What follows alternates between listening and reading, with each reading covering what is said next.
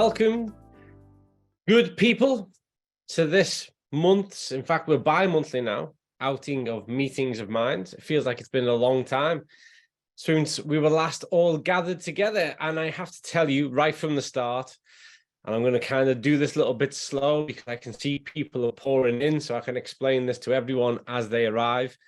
But unfortunately, despite what was advertised, promoted, and planned, there's been a last-minute change to those plans because Professor Angela Rizzo unfortunately contacted us last night to inform us that she's actually come down and she's not feeling too well. She's got a little bit of a sickness that she's dealing with. And so, unfortunately, she won't be able to join us for this event, for today's Meetings of Minds. However, we have made a lot of adjustments behind the scenes. We've prepared ourselves, and we have therefore the benefit of inviting back, and in fact, our own in-house Omega specialist, Dr. Emily Gislovic, who was here with us in January, has kindly agreed and made time to be with us here today so that we can discuss and debate and share some insights with regards to the key theme of what this month's Meetings of Minds is about. However, it now falls upon me to deliver and direct the main content of the session, which I'm more than happy to do. And we are going to focus on primarily the impact that omega-3 has on women's health in a very specific kind of context. I am going to take us through some of the research in that area. I am going to take us towards a conclusion that is based on action. So that's not just with regards to those omega-3s, but also with regards to what you can do or what you can advise people to do to better manage their health, particularly in the context of women's health and managing, let's get straight to the point, the monthly cycle, those changes and alterations to hormones that exact a huge influence over the experience of life on a daily basis, and also what that means in the context of health. So welcome to you all. Good morning, good afternoon, good evening, depending on where you are from. Welcome, Emily, back to Meetings of Minds. Who knew it would be so quick?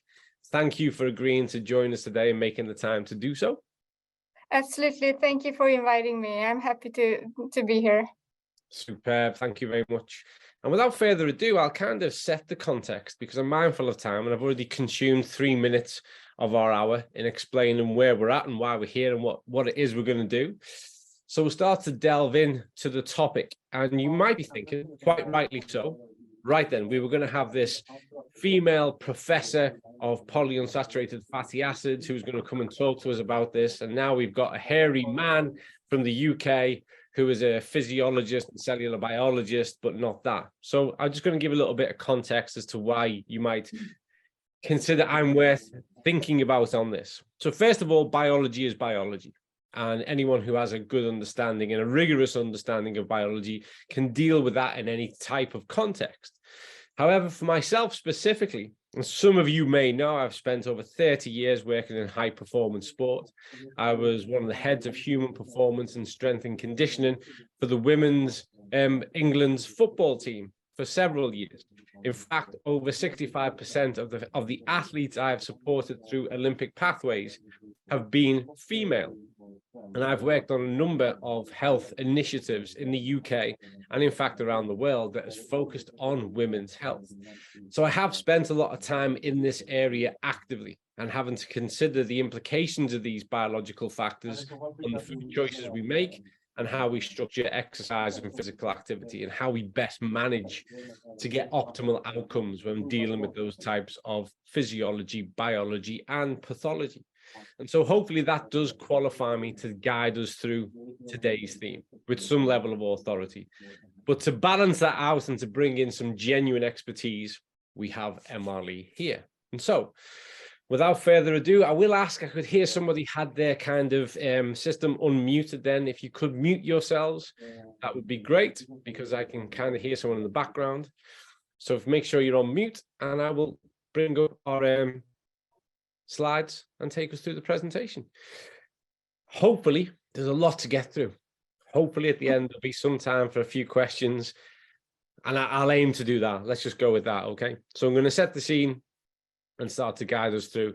It's a little bit more scientific this month And so I'm going to apologize in advance to our awesome translators who are here working on our behalf and making all of this reach the people at home. So let's get stuck in. Omega-3 and women's health. What can the research tell us? So we could take any line that we want on this. And given that carte blanche, I've decided to take a particular line, which is to embed this in those inherent hormonal changes and how they link most to the monthly cycle that a mature adult woman experiences right up until that perimenopausal and menopausal phase. And actually, at one point, we will stop to just consider that aspect a little bit. But really, I want to drive this through in the context of what the research says about omega-3s and the management of that cycle. So beforehand, let's have a look at what the female hormone cycle is all about. And so what we can see here is a very typical profile of what we'd see as hormonal changes that take part across those different phases of the female cycle. Now, I'm going to emphasize in a moment the key characteristics of what hormones are and what they do. But the thing to remember is that for far too long, there was almost an attitude that prevailed, that had this sense of, okay, there's hormonal changes that are taking place, but kind of like, so what? You've just kind of got to carry on. It's really important to recognize that we are the outcome of the hormone exchanges that take place within our body. And this has a huge impact on our mood state, on our capacity for cognition, to be able to concentrate, to be able to critically and constructively think. It has a huge implication when it comes to our physical self, with regards to our levels of fatigue, tiredness, energy provision. And so these in themselves, they're not a one-dimensional profile of changes under the skin. These are profound. These types of hormonal exchange are exactly who and what we are. And so when we see this inherent nature of an exchange, of a profile change in hormones, we have to consider two things. One, it's not this strictly accurate. It changes female to female. So these rhythms are a good indication of the kind of thing that does happen. But actually, it's upon the individual to chart their own rise and fall and alterations in it. And this is why we encourage females, we encourage women to have a track of their monthly cycle. Now, we did that a lot back when I was working first and foremost in sport, and we were working with female teams and squads and athletes. One of our key measures was for them to track their cycle. And when we get to the end of today's session, that's going to make all more sense, because what we have is a really good working set of guidelines, but it only becomes specific when we make it specific, because like any other type of biological oscillation, the variance is tied to the individual. And so therefore there are billions of variants because there are billions of different individuals. However, these principles stack up. And let's just have a bit of a closer look at these principles, this follicular phase, ovulation, luteal, as we go across week 1, 2, 3, and 4. So the first part of this is where we have menstruation, and then day 7 to 14 is where we go into that follicular phase. Day 14 is where we get into the ovulation period, and then days 15 to 28, the luteal phase. I'm just going to go back a slide and reveal that again against those changes and rises and falls in estrogen, progesterone, and testosterone. All too often, testosterone is not discussed enough in the context of the female experience and health, and it is a driver. And whether or not there is more or less testosterone available to a woman than there is to a man, male to a female, is irrelevant, because it's the impact and the influence of the hormone itself upon the individual. That's the important aspect of it. So when we get lost in this conversation of total amounts, male to female, it's almost a pointless conversation.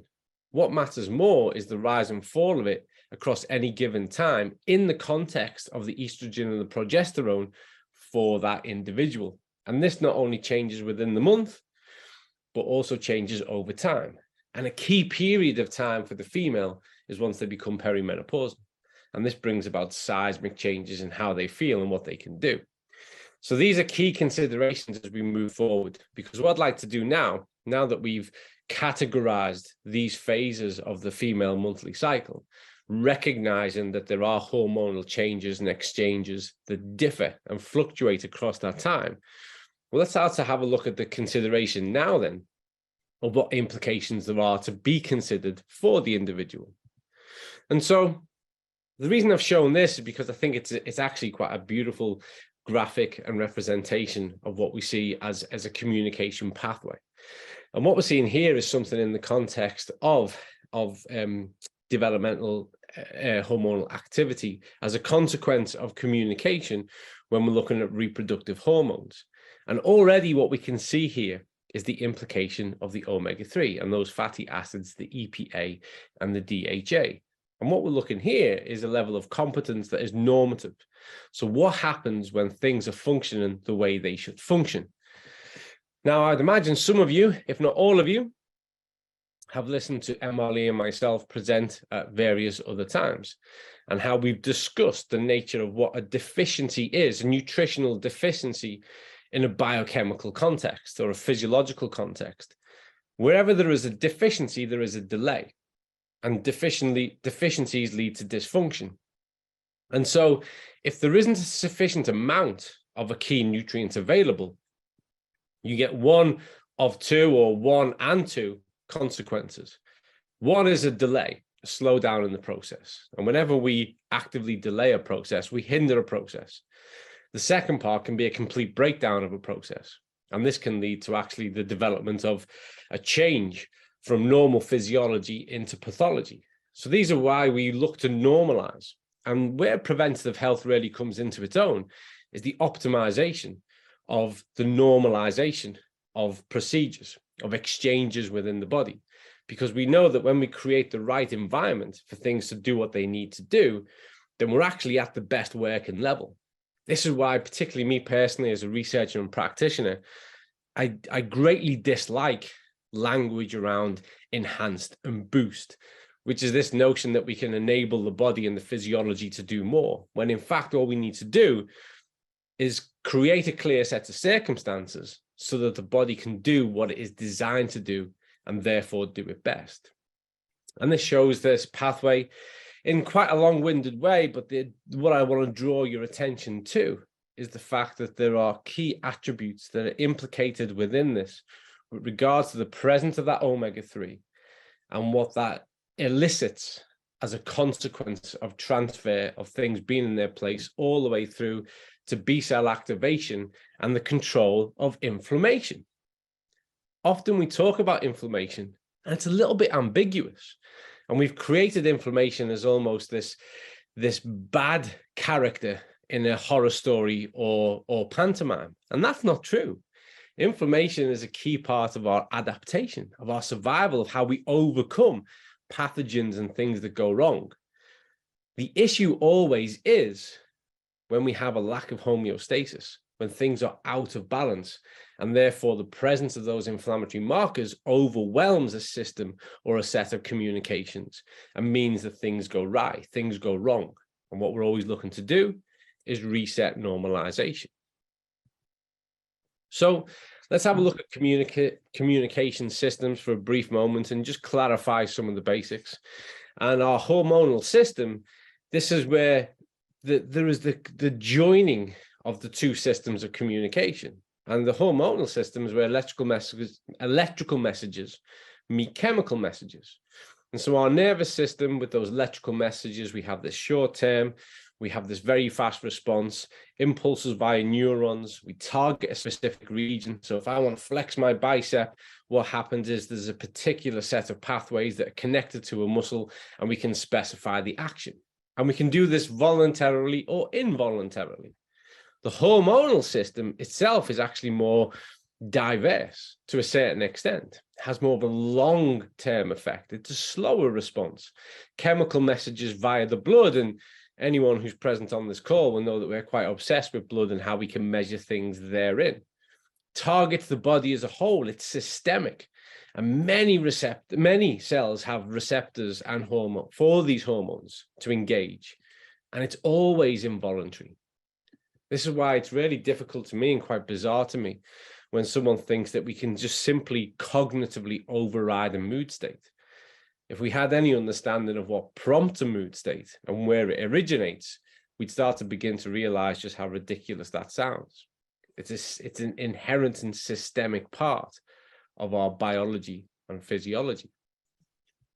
So within the gut, because I want to get to the place where the activity takes place before we start to look at the implications of it, there are more than 30 different neurotransmitters, and over 90% of the serotonin is manufactured within the gut. Now, this is really important.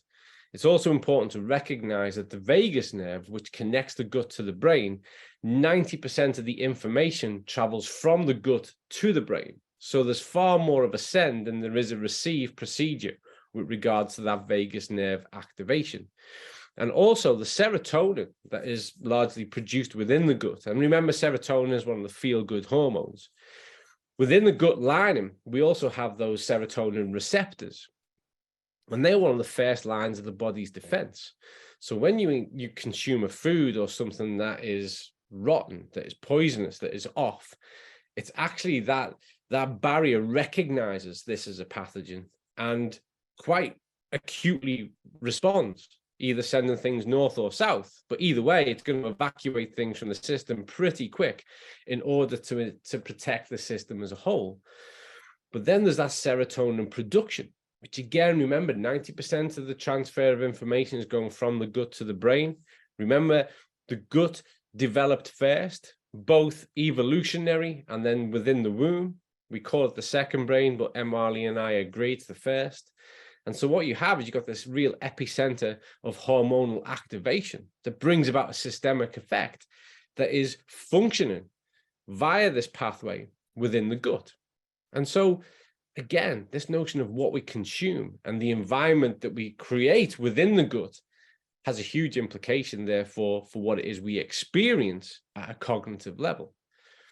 Remember, we are a complete organism, so nothing is working in a fractured sense. Everything to the greatest extent is holistic.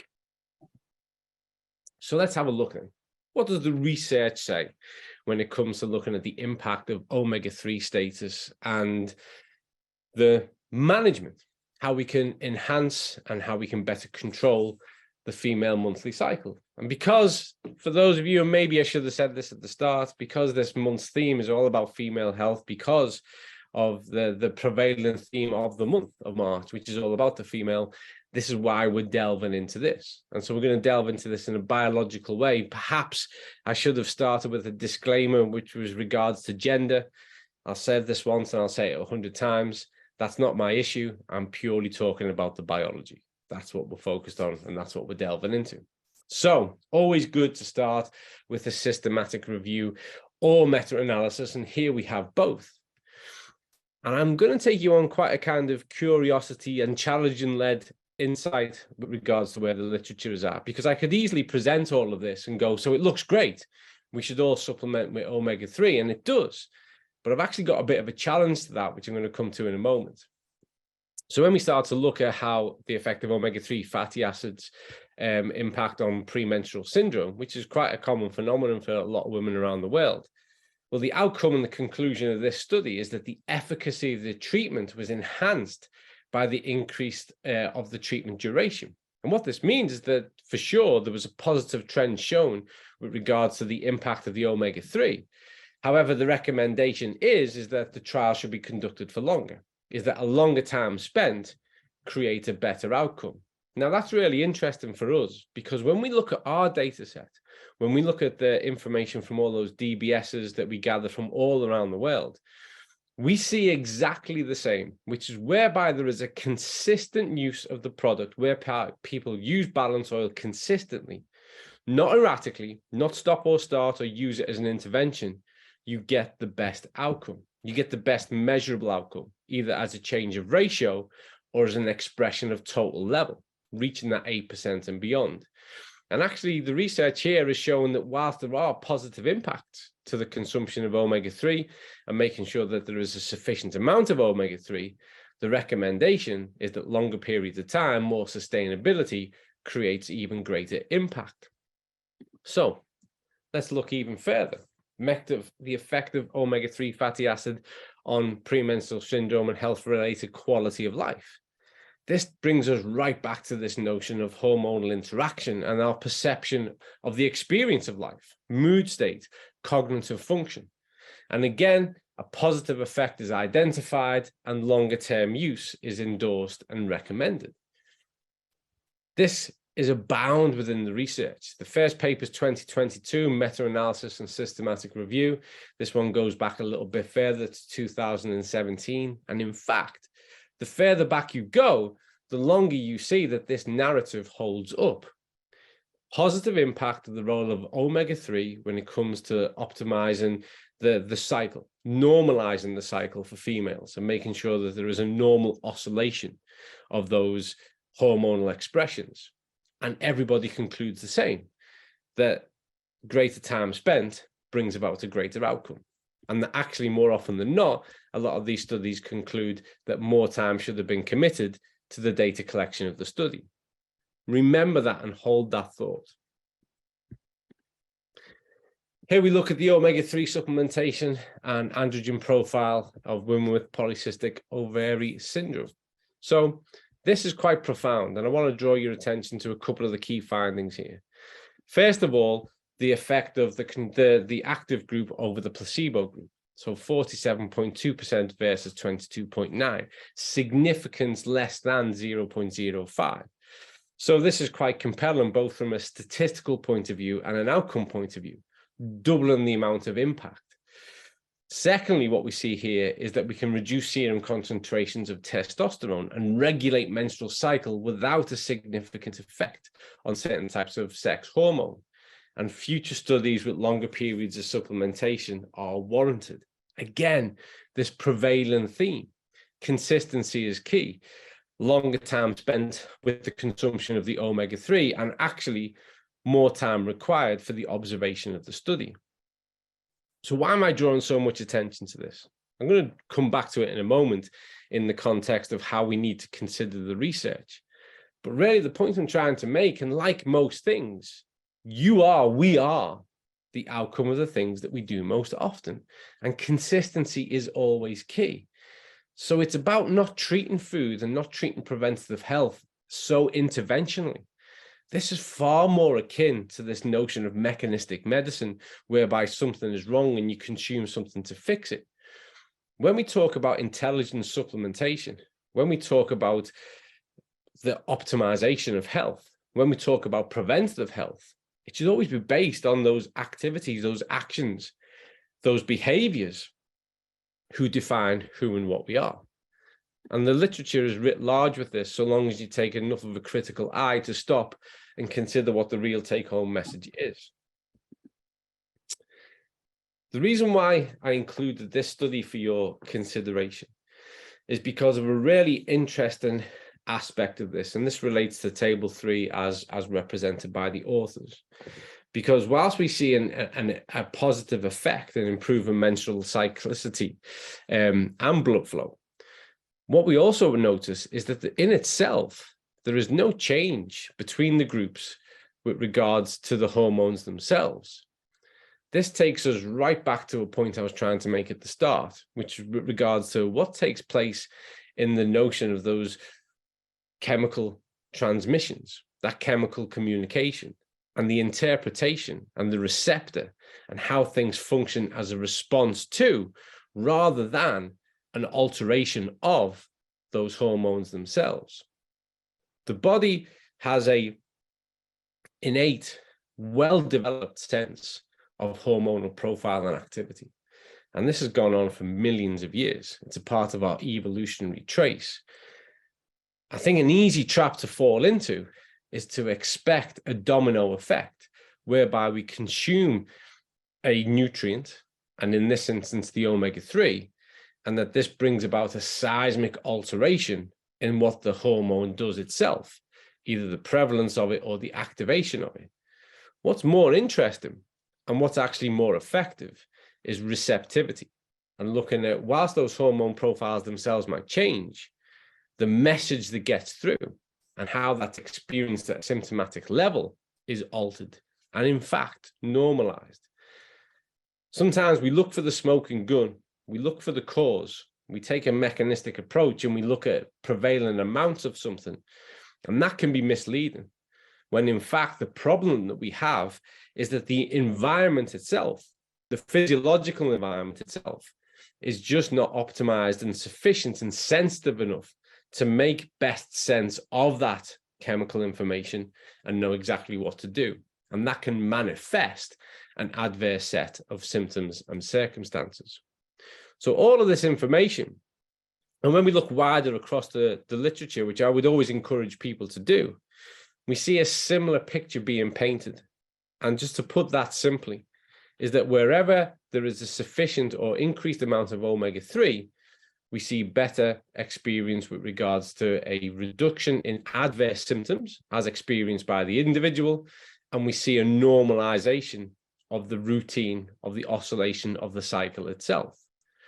So they're the key outcomes. We know that the more better addressed that omega-3 status is, the better the outcomes are for the individual themselves. But there are limitations of the current research, and I've drawn your attention to some of them already. First of all, there's time and compliance. And despite positive indications, most studies are conducted over too short of a time period. And there are reasons for that. One of the reasons for that are budgets and costs. Research, good research isn't cheap. And keeping people engaged in a research inquiry for long enough can be challenging. And so typically these shorter time periods are dictated and determined by the fact of budgets associated to research. And also, I would argue, a little bit of naivety with regards to the biological consequences of not giving enough time to measure the change you expect to see.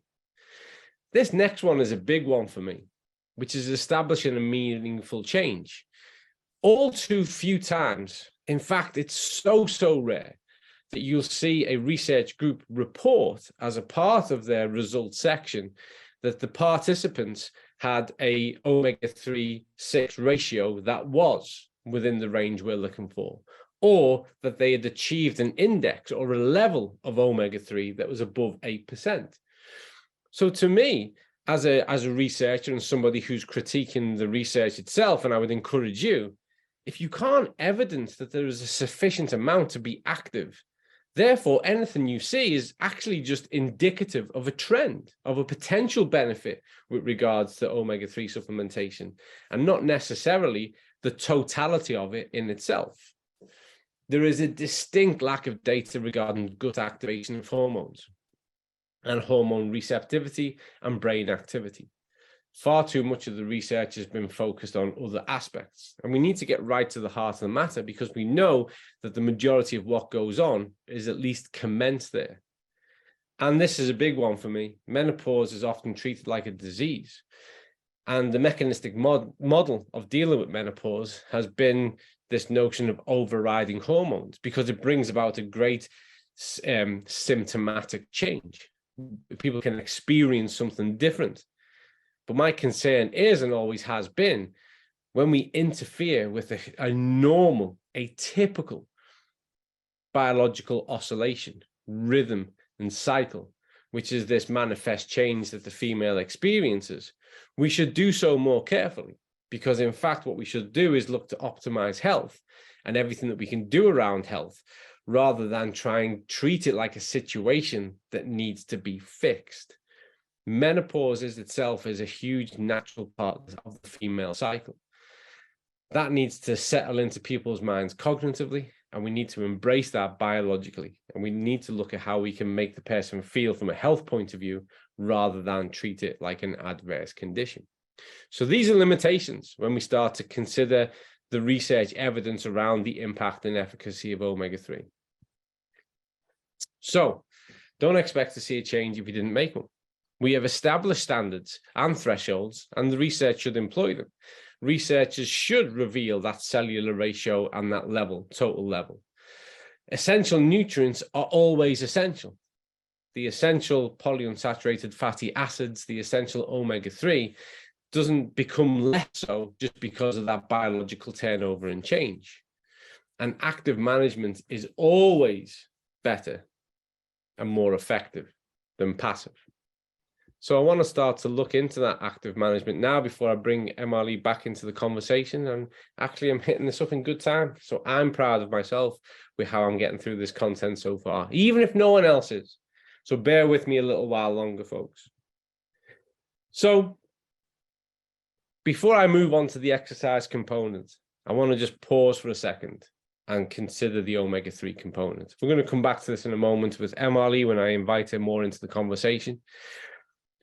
But omega-3 status is an essential factor of nutritional health. It's whereby we address the ratio of the pro-inflammatory to the anti-inflammatory. We look at that cell membrane. We look to optimize the cell membrane, identifying and accepting that we're a collection of 37 trillion of them, and therefore enabling a series of biological and hormonal consequences that can run out as planned, as written within the DNA and encoded within most of our gene expression. When we make sure that we consume sufficient amounts, we are proactively enabling a normalized, healthy environment. It's as simple as that. But when it comes to women's health, which is the theme of today, and we've centered a lot of that on a key and nutrient, another fundamental key aspect, which isn't about a corrective thing, but it's about a proactive thing, is looking at the original influencer. You are made to move. You are a human. To us, movement is medicine. We look at optimal rates of expression of turnover of every single factor of ourselves when we're active, and certainly when we engage in regular exercise activity. However, as a bit of an exercise specialist, I regularly come up against this issue and barrier that women have when it comes to exercise, and that's with regards to how they feel across those 4 parts of the cycle. And that to me has not been something that's ever presented itself as a problem, but has always been something that presents itself as an opportunity. Because if we know what we're best at and what we're least best at any given time, we can always play to our strengths. And we can't expect something of ourselves where the biology doesn't want to go at a certain point. It's always better to focus on what we're best capable of than what's an inherent limitation. So in that context, I want to give you some guidelines, and these could be the 2 slides coming up now that you want to screenshot and take a picture of and take some time to consider after today's presentation. But before I do so, I want to emphasize a point that I emphasized at the start. These are principles. This is not a hard and fast rule. You cannot take this and say, this is exactly how to do it. This is something to guide you best on how to do it. And if you track your own cycle and then match your cycle to the guidance I'm going to give next with regards to your physical activity and your exercise, that's the perfect marriage. That's how you get the best outcome. And that's how you will best manage your health in the context of how you move, as well as how you support that through diet as you move forward. So a lot of information. It could be screenshot time or take your camera out and take a picture time. But here we go. I laid out these 4 areas to begin with. And now we're going to look at them again, but we're going to look at this in the context of that hormonal activation and what exercise and activity fits best around it. So days 1 to 7, rising levels of estrogen. We've also got that gonadotrophin releasing hormone, the GnRH. This is really active. Excessive strenuous training at this time can result in disruption of menstrual cyclicity. And we never want to get in the way of that. We don't want to hinder that. In phase 2, which is the follicular phase, we get to testosterone peaks. And remember, it's what's relative to you, not as a comparison to the male counterpart. This is a more optimal time for conditioning, strength work, and efforts. As we get into phase 3, ovulation, we get a rise in core temperature. Now remember, and anyone who's on here who's an environmental physiologist or a chronobiologist, we know all too well that those subtle changes in core temperature bring about seismic changes in hormonal expression and receptivity. So we see progesterone increasing, resting heart rate and breathing rate both increase. And this can be experienced as an additional strain, particularly when we're at work, when we're doing physical activity, when we're playing with our children, when we're trying to do exercise. And so what happens here is that our perception of things around us is that they're more challenging. And then we get into the fourth phase, which is the luteal phase. And we have prevailing levels of progesterone now. This impact on neurological factors such as our mood and our muscular coordination. Here's where things get really complex from a slide point of view, but here's the main meat of the content I want to share. So here's what you should do about it. Here are my guidelines and recommendations as to what you should do around these parts of the cycle for the best possible outcome. And actually periodizing your exercise is what we do all across elite sport. We change the nature of what we do in accordance to what we want to achieve. And for the female who is dealing with these biological changes with regards to hormonal expression, this is a way to be at your best whenever you want to be. So week one, good time to master things that you already know. I'm presenting this in the context of exercise, but the more I consider this, it rings more true in the context of most of what we do in life. So if we start to look to how we work and the things that we want to focus on professionally, it's a good time to look at mastery rather than the development of something new. You should keep your exercise focused though, and avoid doing too much, and keep it short, keep it less than an hour. As we get to week two, now it's a good opportunity to be dynamic and explosive. And whether you go dancing or you go to Pilates or yoga, or you go to the gym, or you like to cycle and run and swim, now's the time that you're going to feel like you've got all the energy to do it. And so do so and change the overall intensity of what it is you do. As we get back to week three and we're on our ovulation now, go for more endurance-based work. Go for a longer walk. Go for a longer bike ride. Spend more time and reduce the intensity. Don't work so hard. And as we get into that week four, and this is the luteal phase, keep technical demands low. You're at a more heightened emotional state. Focus on accuracy and with a decreased external load. Go slower. Don't try to do so much, but try and be more accurate about what you do. Now, this is a key part that I want everyone to consider, is that during this phase, typically calorie deficit or managing a calorie deficit can be more challenging, and you should never set yourself up to fail.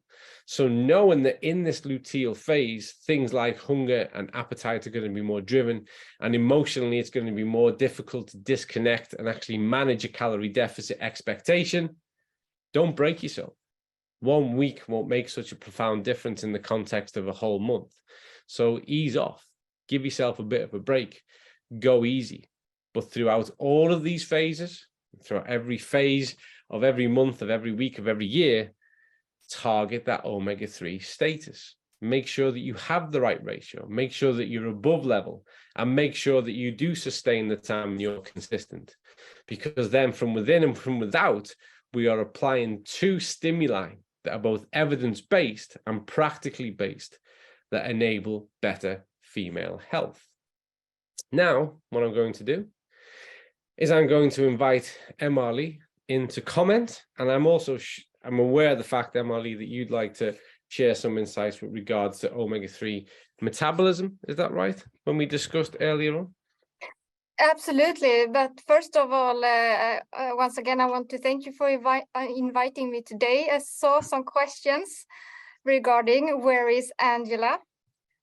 So maybe you would like to explain again. I will. Apologies if you weren't here right at the start. First of all, why were you late? I explained this right at the beginning, but we do apologize. Angela's not here today. Unfortunately, she took ill yesterday. She wasn't feeling so great. Both Emily and I were in separate meetings with Angela yesterday, and then she contacted me last night saying she wasn't well and unfortunately was unable to be here today. So we do apologize, and we do look forward to bringing Angela back at some point later in the year. Yes, and very interesting slides and information, and going deep and showing what the research says. So thank you for that, Colin. Go for it, go for it. No.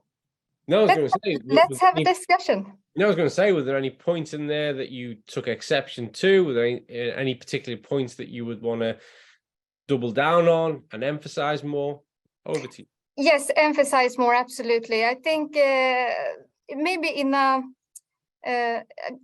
more practical language, maybe, that is important to know that the differences between men and women in the metabolism is that women have more, it's more easy to convert the shorter omega-3 into longer.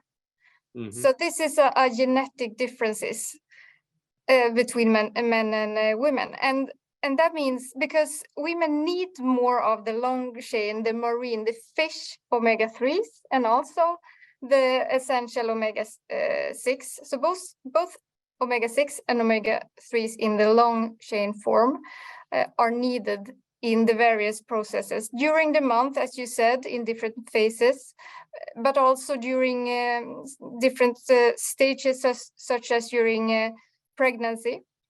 And that is why women are better at converting shorter fatty acids into the longer, the ones we want. But the thing is that this works best when we have the about equal amounts of omega-3 marine fish, but also omega-3 compared to omega-6 in our diet. Because if you remember more into the details now, but if you remember, if we have about the same amount of omega-3 rich food together with omega-6 rich food, the body will always choose to handle the omega-3 before omega-6. So that's everyone, both for females and males. The body will always choose omega-3s first. They are handled by the same enzymes, the same mechanisms, so that this enzyme chooses between omega-3 and omega-6.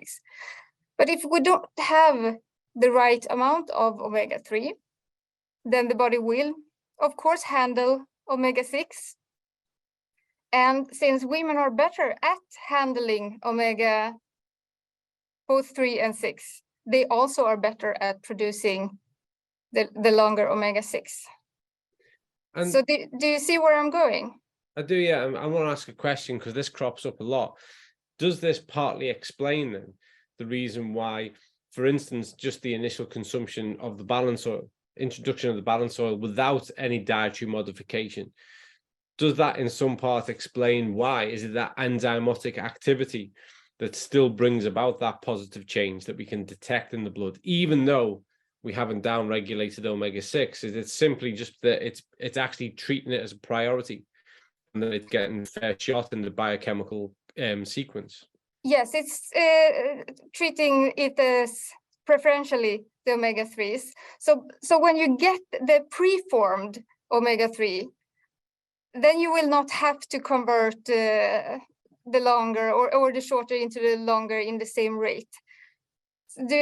Because the body needs to ensure, a woman's body needs to ensure that you really have the right amount of these essential fatty acids when you are in the highest need. So that is why the body is expecting you to eat the fish, but also be able to produce the rest that you need for themselves. And that is for both men and women.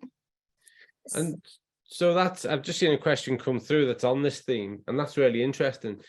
So do you know of any hormonal interplay that influences that?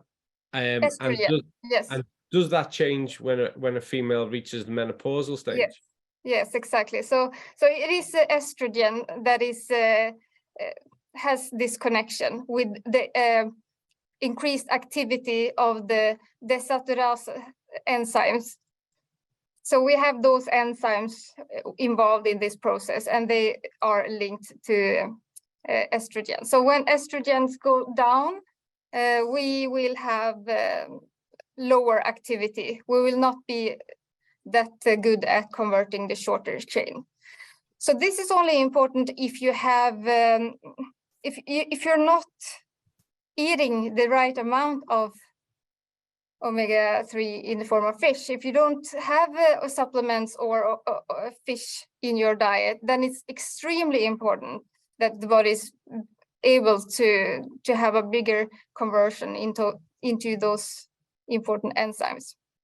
And sorry, would that relate to a dose change then later yes. on? Okay. Mm-hmm. And what does the research say about that? What kind of change of dosage are we looking at then? Oh, no. If you're taking supplement or eating the right amount of fish, you might not have to increase. It depends. If you're just on the right amount, on the edge, or if you're training really hard, as the people in your closest circle is, then you maybe need to think about upping your dosage. But I mean, it's not, I don't know how to explain it, but yeah, you need to be especially aware of this and take the omega-3 supplement every day, not skip it. When your estrogen is going down, do not skip your marine fatty acids intake.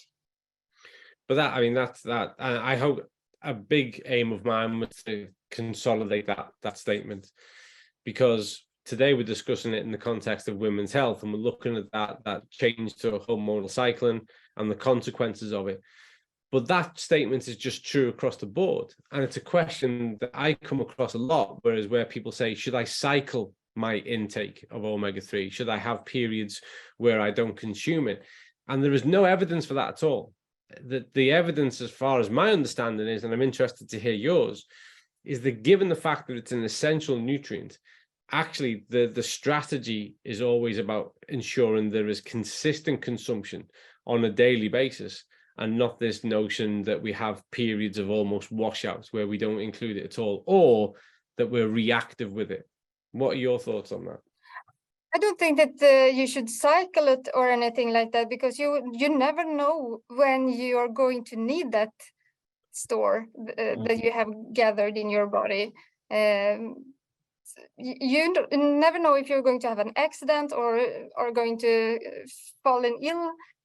So that's, I would not want to stop eating fish, getting or supplements, getting my marine omega-3s and being ready for whatever life is going to give us hard times with allergies or injuries or hard training all the time. So I would not compromise that part of my diet. No, I would not.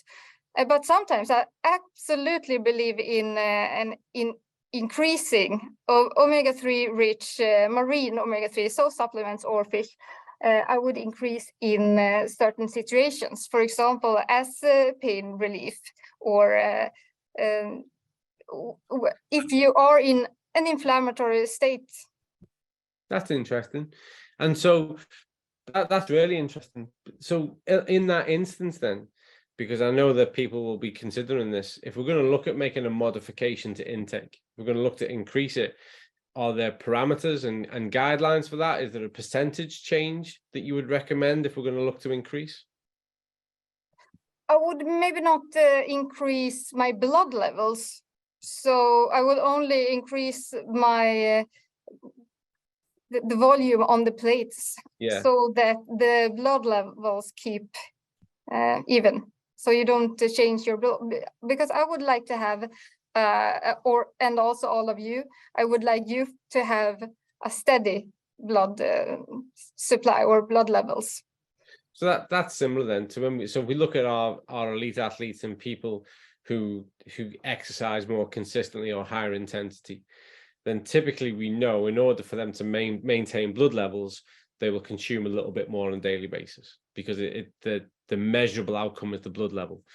And so I guess what you're proposing here is that if there is a point in which you are under greater types of, let's say, physical and physiological stress, that there is an increase to the consumed amount in an endeavor to preserve the blood amount. Yeah. That's essentially what you're working to. So on that point then, let's say, for instance, someone's listening to this now and they're going, right then, I'm going to take control of this situation, and as of tomorrow, I'm going to start to go to the gym every day. What is the situation there with regards to what percentage would you encourage them to increase their consumption? Regarding physical activity and exercise, I mean, you are the expert there, but in my knowledge, I know mostly about running distance when you run, and that the body is going to relocate much of the omega-3 into the muscles. So, and that will leave a lot of omega-6 in the bloodstream. So that's why you need to increase the omega-3s, so you still have omega-3 in the bloodstream to work locally in the cardiovascular system. So I cannot say anything about how much to increase, more than take a test and see. If you're starting a new exercise regime and you take a test and you see that your values are lower than usual, then you know that you need to increase it. But I think you're better at it. I think maybe we've just created a new job for ourselves, which is to look at the research and perhaps do some observations and look so we can provide people with some firm guidelines on what that would be as a percentage change. Sure, so but also if we do that, I mean, then it's important to look at the research for both men and women, because we're going to see different results for men and women, just as you have explained now, because this difference is so... It matters in so many situations that we have this menstrual fluctuation in our hormone levels, because it's going to influence how we respond to medications, how we respond in different social situations, in how our, as you said, the mind works. But most interestingly, for exercise, medications, and things like that, that often are evaluated on men. Yeah. But we can do it. It might take us a long time, but we can look at the categorization of that. Yeah, I guess we can look at the categorization of that. I'm gonna, just because we've only got a few minutes left, I'm gonna have a look at a few of the questions in here, if you don't mind. So just to for us to pick up on this. So we've got one which is, how about women in menopause? What is the most important with regards to omega-3 in exercise? I mean, typically, and the reason why I've focused my contribution to this session on the menstruation cycle is because this leads us into the perimenopausal, and all the evidence goes to show is that what we establish at that point carries us through then that menopausal phase.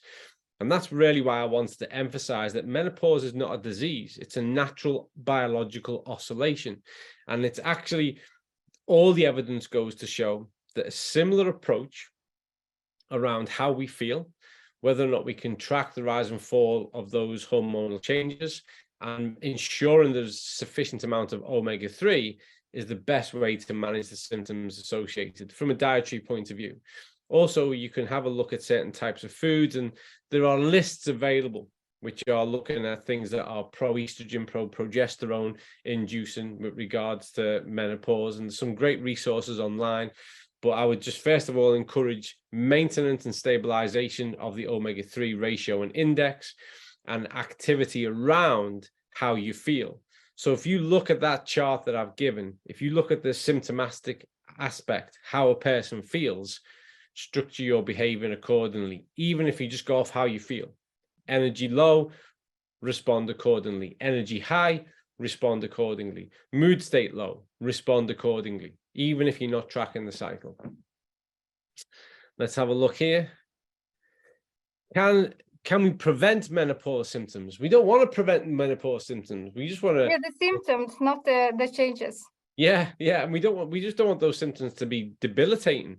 So we don't want to prevent them. It's a part of the cycle. What we want it to be is that they're normalized and that they're not a hindrance to quality of life. And yes, everything we're saying really is about how to best proactively manage that, to keep the negative impact of those symptoms as low as possible. There is going to be variation, and that's natural, but we're trying to make sure that the amplitude is not so much that it gets in the way of somebody's experience and quality of life. Does your body use more omega-3 when you exercise? Yes, it does. It does. And we've got now more than ever more people who exercise more frequently, and high performance athletes that evidence that.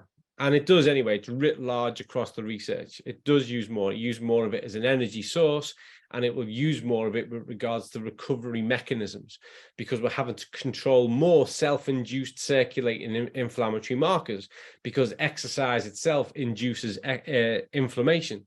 And that's true and that's important to consider in the context of this women's health. And then when we go into that menopausal phase 2, is that a part of the active management strategy is in itself going to provide a stimulus to prompt more inflammation. But the inflammation cycle is normal.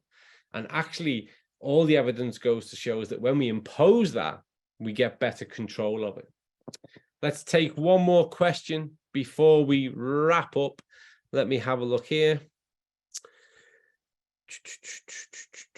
So I'm going to go for this one here. Could using omega intake before period help to lower pain at menstruation? That's a good question to close with, I think, because all the evidence goes to show that what we call pain tolerance and the manifestation of pain are best managed when we are in a sufficient omega-6-3 ratio, because this is an indication in regards to the overall activity and sensitivity within the cell. And where inflammation is lower, typically pain receptivity and pain experienced is lower too. So they work in a neat correlation with each other. And anecdotally, most people have expressed to us that one of the key outcomes and indicators of changes that they've seen once they get their omega-3 status right is an alteration to things like joint pain, tendon pain, general pain. And that's consistent with what the research would tell us. On that note, I'm going to wrap us up for today as we are rapidly approaching the hour. I want to just finish off really by first of all thanking Emily for a huge contribution here today, for stepping in last minute. I know exactly how busy she is, and she was still able to take time out and dedicate time to share her expertise with us. So huge thank you to Dr. Emily Jislovic for joining us today. I want to send best well and get well soon wishes to Professor Angela Rizzo. We are sorry that we couldn't have her here with you as planned. Right up until late last night, that was going to be the case. And unfortunately, these kind of things happen to anyone. But we wish her well, and we will encourage her back at some point later this year, and we will do another session in which we can all benefit from her specific knowledge, expertise, and insights around those omegas and how they can impact on all aspects of health. I want to thank everybody for putting this on, but most of all, I want to thank all of you for being here with us, for taking part, for doing the amazing things that you do, which is about manufacturing and changing health at a local, regional, national scale. You are the most important part of our health mission, and we never take that for granted. We look forward to seeing you all again in 2 months' time, now that we're every other month. Information about the specific date, the time will always be the same, and who will be joining us and what we will be focusing on will be shared with you all soon. And so until then, stay well, be well, do well, and we look forward to seeing you on the next outings of Meetings of Minds.